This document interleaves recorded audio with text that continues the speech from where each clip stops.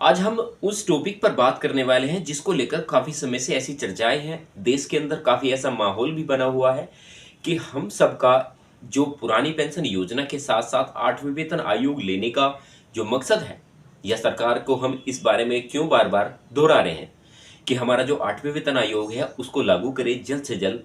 क्योंकि जब पिछले वाला वेतन आयोग लागू हुआ था तो उस समय की जो स्थिति थी, जो कर्मचारियों की स्थिति थी, उसको आप भली-भांति जानते हैं। और आज की जो महंगाई है उसको लेकर हर कर्मचारी जानता है कि अब हमारे लिए क्या ज़रूरी है, किस तरीके से हम अपने लिए गुज़र-बसर कर सकते हैं और जो जल्द से जल्द 8वें वेतन आयोग की जो सिफारिशें हैं उसको लागू करे सरकार। सेम मुद्दा रहा 11 दिसंबर 2024 को। विभिन्न विभागों में 7 लाख से अधिक केंद्र सरकार के कर्मचारी को प्रतिनिधित्व करने वाले केंद्र सरकारी कर्मचारी और सेवकों के परिसंघ ने 11 दिसंबर 2024 को प्रधानमंत्री को एक औपचारिक अनुरोध प्रस्तुत किया, जिसमें 8वें केंद्रीय वेतन आयोग सीपीसी के तत्काल गठन का आग्रह किया गया। आप मेरे बराबर में डॉक्यूमेंट्स देख सकते हैं। परिसंघ ने बढ़ती मुद्रास्फीति, वास्तविकता, वेतन में कमी, महामारी के बाद की आर्थिक चुनौतियों और जीवन यापन की बढ़ती लागत जैसे कारकों का हवाला देते हुए वेतन संशोधन की महत्वपूर्ण आवश्यकताओं पर जोर दिया। एक विस्तृत नोट के साथ अनुरोध में कर्मचारी कल्याण समिति संबोधित करने और प्रभावी शासन सुनिश्चित करने के लिए समय पर हस्तक्षेप की आवश्यकता को रेखांकित किया। नमस्कार, मेरा नाम है अनुज कुमार और आप देख रहे हैं अपना खुद का YouTube channel ABN news Bharat. परिसंघ के पत्र के मुख्य अंश अंतरिम संशोधन के बाद से लंबा अंतराल। 7वें केंद्रीय वेतन आयोग ने 1 जनवरी 2016 से वेतन संशोधन लागू किया। 1 जनवरी 2024 तक महंगाई भत्ता डीए की पात्रता 53% पार कर गई, जो पिछले 9 वर्षों में मुद्रास्फीति में हुई तीव्र वृद्धि को दर्शाता है। बढ़ती आर्थिक चुनौतियों के बावजूद कर्मचारी को 10 साल का वेतन संशोधन चक्र सहना पड़ रहा है। वास्तविक मजदूरी में महत्वपूर्ण गिरावट। कोविड-19 महामारी ने आर्थिक तनाव को बढ़ा दिया। आवश्यकता और गैर आवश्यकता दोनों प्रकार की वस्तुओं की कीमतों में तेजी से वृद्धि हुई। औसतन 5.5 की उच्च मुद्रास्फीति दर ने वेतन की क्रय शक्ति को कम कर दिया, जिससे कर्मचारियों को सभ्य जीवन स्तर बनाए रखने के लिए संघर्ष करना पड़ा। अन्य क्षेत्र के साथ तुलना करें तो सार्वजनिक क्षेत्र की इकाइयों, पीओसी और बैंक कर्मचारियों को हर 5 साल में वेतन संशोधन मिलता है। हालांकि केंद्र सरकार के कर्मचारियों को 10 साल का चक्र सहन करना पड़ता है, जो आर्थिक दबाव को देखते हुए अस्थिर हो जा रहा है। घरेलू व्यय का दोगुना होना।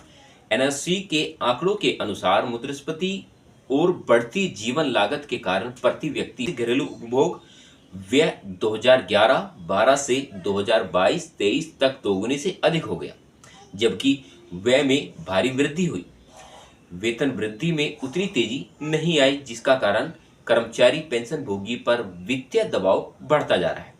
भारत की बढ़ती आर्थिक ताकत। परिसंघ ने कहा कि भारत 2027 तक जापान और जर्मनी को पीछे छोड़ते हुए विश्व की तीसरी सबसे बड़ी अर्थव्यवस्था बनने जा रहा है तथा इसका सकल घरेलू उत्पाद $5 ट्रिलियन से अधिक होने का अनुमान है। इस मजबूत आर्थिक परिदृश्यता को देखते हुए सरकार उचित और समय पर वेतन संशोधन सुनिश्चित करने की स्थिति में है।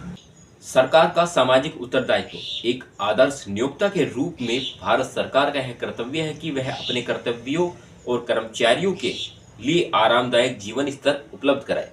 कर्मचारी सरकारी कार्यक्रमों और नीतियों का लागू करने के महत्वपूर्ण भूमि निभाते हैं तथा यह सुनिश्चित करते हैं कि आम आदमी को इसका लाभ पहुंच सके। प्रतिभा को आकर्षित करने का महत्व क्या है? सरकारी सेवा में सर्वोत्तम प्रतिभाओं को आकर्षित करना और बनाए रखने की प्रतिस्पर्धा वेतन संरचना आवश्यक है। पिछले परिसंघ ने इस बात पर जोर दिया और अच्छे नेतृत्व और प्रभावी शासन के लिए प्रभावशाली कर्मचारी कार्यक्रम महत्वपूर्ण है। परिसंघ के पत्र के साथ संलग्न विस्तृत नोट में आर्थिक और सामाजिक तत्वों को और विस्तार से बताया गया है। मजदूरी पर मुद्रास्फीति का प्रभाव। पिछले दशक में मुद्रास्फीति ने मजदूरी के वास्तविक मूल्य को लगातार कम किया है, जिसका कर्मचारी और पेंशन भोगियों पर प्रतिकूल प्रभाव पड़ा है। कर्मचारी को अब बुनियादी जीवन स्तर को बनाए रखने के लिए संघर्ष करना पड़ रहा है तथा वस्तुओं, सेवाओं और आवास की बढ़ती कीमतें उनको बोझ की ओर ढकेल रही हैं। वहीं सार्वजनिक क्षेत्र के उपक्रमों और बैंकों के साथ वेतन समानता। परिसंघ ने इस बात पर प्रकाश डाला कि सार्वजनिक क्षेत्र के उपक्रमों और बैंकों में वेतन संशोधन मुद्रास्फीति के अनुसार हर 5 साल में विभाजित किया जाता है। हालांकि केंद्र सरकार के कर्मचारी 10 साल के वेतन संशोधन चक्र के अधीन है, जो आर्थिक वास्तविकता को संबोधित करने में विफल रहा है।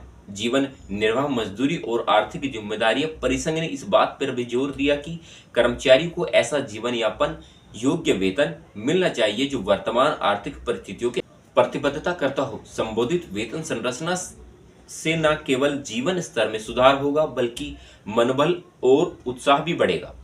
कर्मचारी की अपेक्षा है और विश्वास है। सर्वोच्च न्यायालय की टिप्पणी का हवाला देते हुए परिसंघ ने सरकार को याद दिलाने की कर्मचारियों की वैध आकांक्षाओं को अनदेखी नहीं किया जाना चाहिए। उचित और समय वेतन पर संशोधन से विश्वास बढ़ता है और यह सुनिश्चित होता है कि कर्मचारी मूल्यवान महसूस करें। इन सरकार के कर्मचारियों की भूमिका। कर्मचारी सरकार की रीढ़ होते हैं, नीतियों को क्रियान्वयन करते हैं और जनता को सेवाएं प्रदान करते हैं। सुशासन और प्रभावी नीति के लिए उनकी वित्तीय भलाई सुनिश्चित हो महत्वपूर्ण है। परिसंघ का तत्काल कार्रवाई का आह्वान। परिसंघ ने अपनी याचिका का समापन एक स्पष्ट मांग से किया है।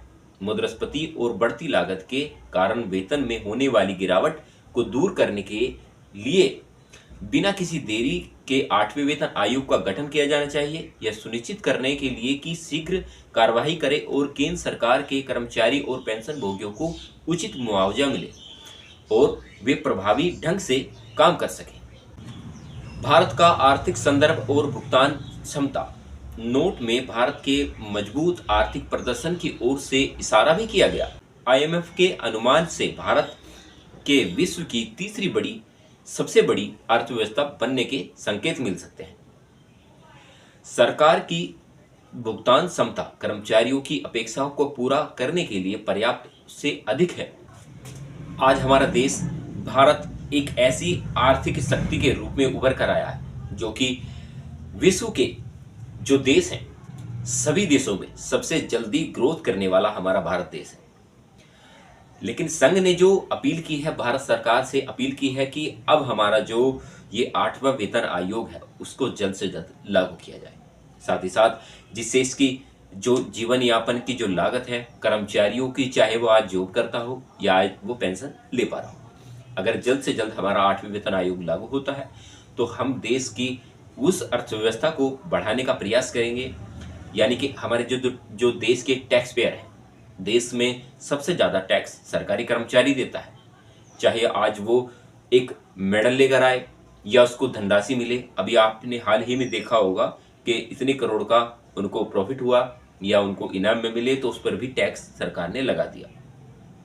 अगर आप हर जगह से टैक्स ले रहे हैं तो सभी कर्मचारियों को या देश के हर नागरिक को उसका हक मिलना चाहिए। और जो भी बात मैं आपको बता रहा हूं वो बिल्कुल फैक्ट के थ्रू बता रहा हूं। ये संघ का दावा है कि जल्द से जल्द हम 8वें वेतन आयोग लागू करेंगे या हम इसके लिए अपील करेंगे। माननीय प्रधानमंत्री जी को जो नोटिस दिया गया या जो पत्र दिया गया उसके अकॉर्डिंग हमने सारी की सारी वीडियो आपको बताने का प्रयास किया। और वो सभी बातें या वो सभी तथ्य वो सभी मुद्दे मैं हर रोज लाने का प्रयास करता हूँ जो कि आपके लिए कहीं ना कहीं बेनिफिट वाले साबित हो सकते हैं। छोटे छोटे पॉइंट होते हैं जो कि हमें एक सफलता की तरफ ले जाने का प्रयास भी करते हैं और वही सब चीज़ें इकट्ठी होकर छोटे छोटे, क्योंकि मान लीजिए कि आज बूंद बूंद से ही सागर बढ़ता है, तभी आज मेरी जो फैमिली है वो 20,000 क्रॉस कर चुकी है। उसके लिए बहुत बहुत आभार है आपका। और हर एक वो दिन जो आपके लिए लकी होने वाला है मैं उसको अपडेट के थ्रू आपको बताने वाला हूँ। वो सारी बातें हम जैसे 2023 से लेकर 2024 में भी लगातार करते आए हैं और मुझे विश्वास है कि आप लोग विश्वास करेंगे कि 2025 में भी हम आपके लिए सुनहरी वीडियो लाने का प्रयास करेंगे। नमस्कार, मिलते रहेंगे आपसे ऐसे ही छोटी छोटी वीडियो के साथ और नॉलेजेबल वीडियो के साथ। तब तक आप अपना ख्याल रखें।